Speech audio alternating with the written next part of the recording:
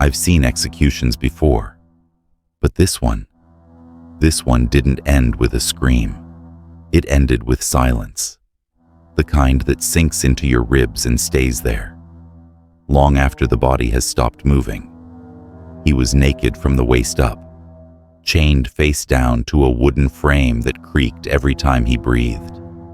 They had stripped him of everything: his title, his home, his dignity, and now they were stripping the rest. The knife wasn't curved. It was thin, precise. They said it had been sharpened on wet ash the night before, so it wouldn't tear, only glide. The first cut was at the nape of his neck. The blade slipped under the skin, and the executioner pulled the flesh back, like peeling parchment from a scroll. Not fast, never fast. This wasn't about death. It was about display. The crowd watched, tight-jawed. Nobody cheered. Nobody booed. That wasn't the kind of punishment this was. This was a lesson. The man's wife was tied to a post 10 feet away. She wasn't screaming either. She just stared, eyes wide, jaw clenched because they had tied a rope from her neck to the post. If she turned away, it would choke her. His son, 8, maybe 9, stood between two guards, too small for his feet to touch the ground.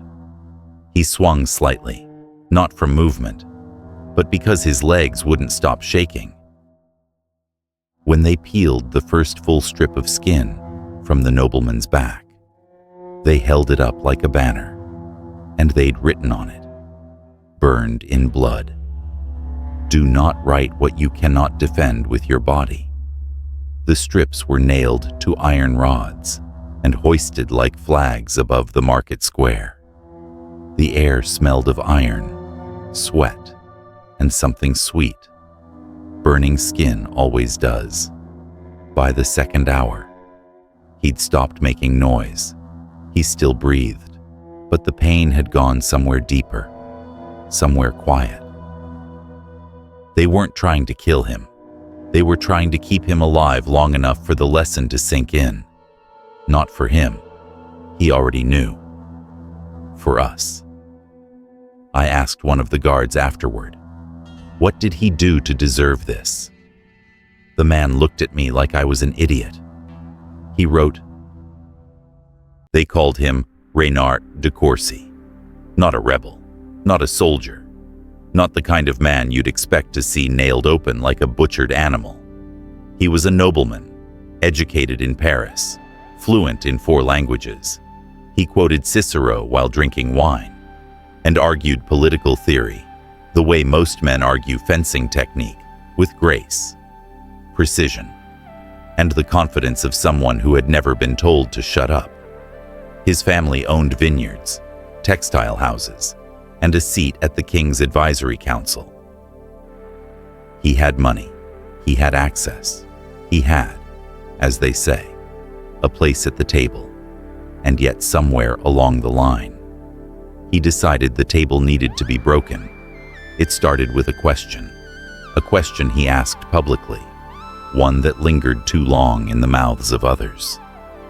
Why must wisdom bow to bloodline? That was all it took. Because when a man like Reynard asks a question like that, he doesn't mean to start a riot. He means to start a revolution. He didn't take up arms. He took up parchment. He wrote pamphlets, open letters, anonymous tracts that floated through marketplaces and monasteries like pollen on spring wind. He never signed them, but his words were unmistakable, calm, sharp, deadly in their reason. He called for a council made not only of nobles, but of merchants, scholars, even landowning peasants. A parliament, he wrote, of merit, not of blood. It was heresy not against the church, but against the natural order. The order that had kept people like him on top for centuries. And that's what made it dangerous. Reynard wasn't shouting from the gutters. He was whispering from within the castle. He wasn't threatening to burn the house down. He was calmly explaining where the cracks were and why maybe the roof shouldn't be so high. It didn't take long. His words started showing up in places they shouldn't, on the lips of blacksmiths, in the sermons of fringe priests, in the private chambers of younger nobles with more ambition than loyalty. The palace called it treason, but it wasn't rebellion yet. Not until the king's chancellor found a pamphlet tucked inside the hymnal of a royal chapel, still damp from rain, still stamped with a wax seal. His family crest. That was all it took. A signature he never meant to leave. A drop of wax that melted into a death sentence. The sword hadn't touched him yet, but the state already had its knife. It started with paper. No flags, no slogans, no blood in the streets, just sheets of parchment folded, unsigned, left in church pews, tucked into grain sacks, slipped into books at the university library. They were quiet things, deliberate, not loud enough to raise alarm, but sharp enough to pierce through stone. Each one only a paragraph or two. No accusations, no calls for rebellion, just ideas. And one line that kept showing up, over and over. We do not need to kill the king. We simply need to stop letting him speak for everyone. At first, no one knew who wrote them, and maybe that was the point. It wasn't about a name. It was about a thought, one that couldn't be killed, only passed. But the words were too clean, too focused. They didn't sound like the ravings of a peasant or the poetry of a monk. They sounded dangerous. Because they sounded like they came from someone inside, someone educated, someone noble, someone who had everything to lose and wrote anyway, within weeks. The pages were everywhere. Some priests whispered them in Latin. Merchants quoted them without knowing their source. Even courtiers, those with more pride than loyalty, began to smirk when the king spoke in council. It was no longer subversion, it was momentum. And then, the seal. A single letter, folded into the sleeve of a traveling friar, found by a palace guard during a random search, still damp from the rain, still warm from the friar's body. When they opened it, they found the words and something worse, a wax seal, broken, blurred, but unmistakable. The crest of House de Courcy. That was all they needed. A mistake, a drop of melted wax. And suddenly, parchment became evidence, ink became weapon, and the man who wrote it became meat. They didn't arrest him right away. They watched first, for weeks. They tracked who entered his estate, servants, students, a tutor who carried books without titles, a maid who changed ink bottles too often. They listened at keyholes, intercepted letters. Let him breathe. Just enough to believe he was still free. He dined. He walked the garden.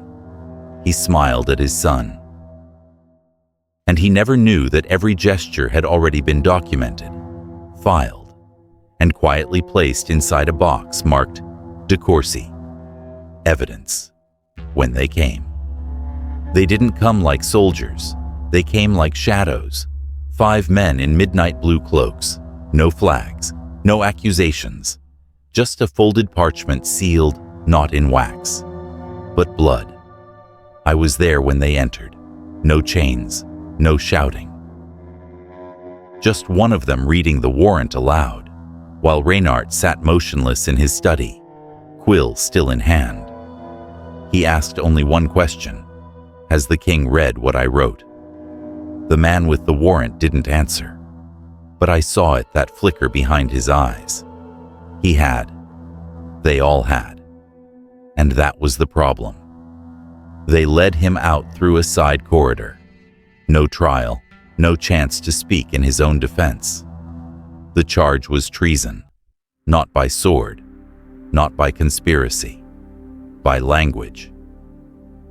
Agitating the lower class through rhetorical subversion, undermining noble authority by implication, promoting representative counsel without royal consent. They didn't need witnesses. They had his seal, and worse, his ideas had taken root. One of the guards told me later, if we'd waited any longer, someone would have printed it. They couldn't risk it. They had to cut out the tongue before it became a voice. They had to skin the hand before it passed the pen.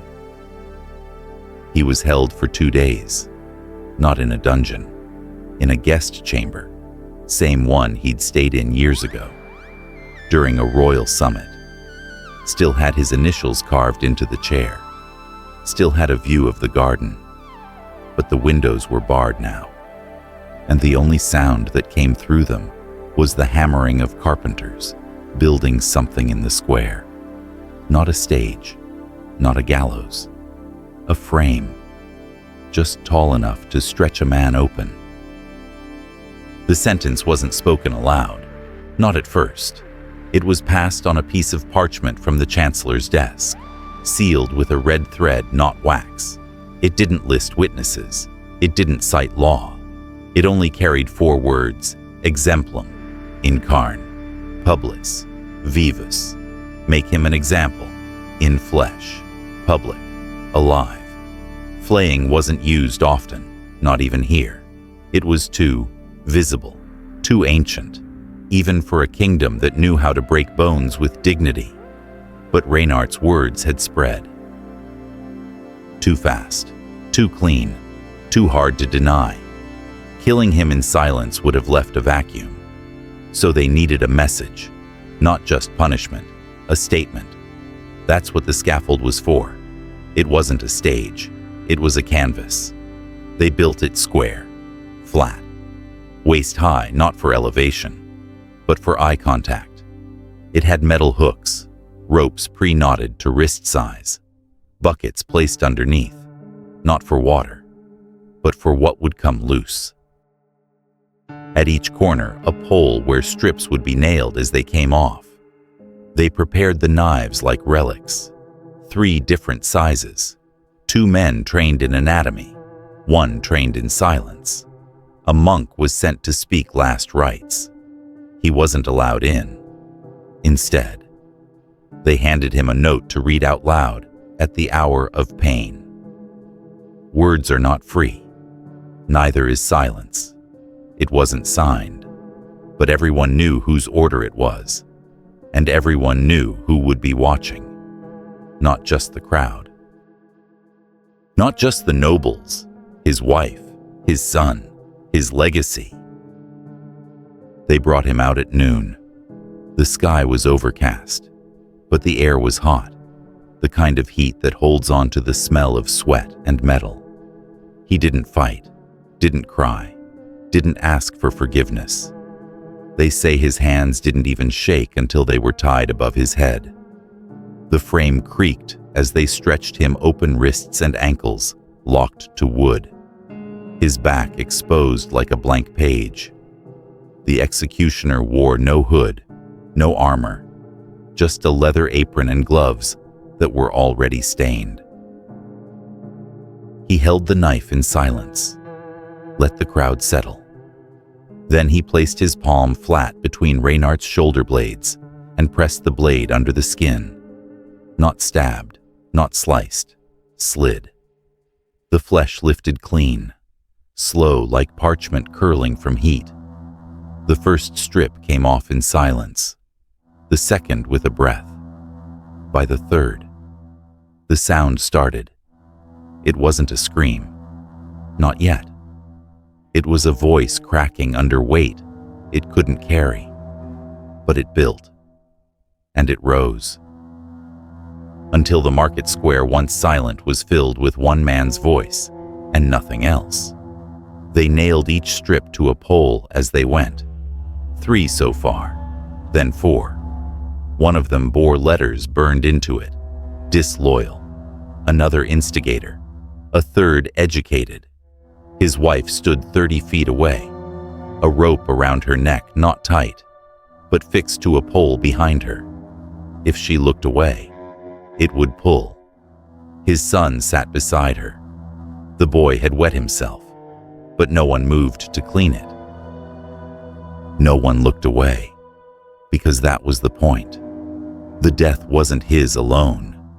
It was theirs to witness, and ours to remember.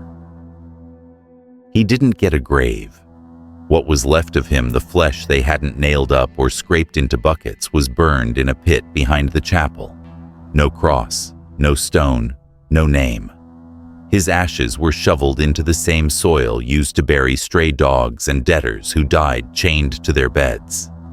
His family name was erased within the week. The estate was seized.